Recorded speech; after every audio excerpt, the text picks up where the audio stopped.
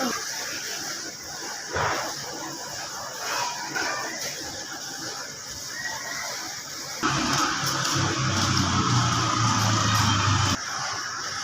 वालेकुम। एसबीएस आप हर महीने मुझे 10,000 रुपये भेजते हैं। मैं आपका बहुत शुक्रगुजार हूँ। आप ना देते पता नहीं मैं पढ़ती ना पढ़ती, मैं पढ़ने जाती हूँ। एसबीएस आप हर महीने मुझे 10,000 भेजते हैं। आप ना भेजते मैं शायद पढ़ ना पाती।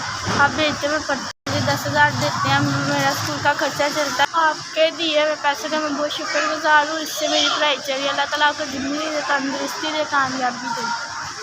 हम गरीब लोग हैं, हमारा किराया पे करा है। मेरी जिम्मेदारी उठाने वाला कोई नहीं, आपकी वजह से मेरी पढ़ाई चल रही है। एसबीएस आप हर महीने मेरा ख्याल करते हैं। आप मुझे 10,000 देते हैं, हर महीने मुझे 10,000 रुपये देते हैं। मैं इससे मेरी पढ़ाई का खर्चा चलता है। अल्लाह पाक आपको सलामत रखे, ज़िंदगी दे, तंदुरुस्ती दे, कामयाबी दे, तरक्की दे। भला कर बच्ची का हथ रखा, बच्ची की पढ़ाई कर दी।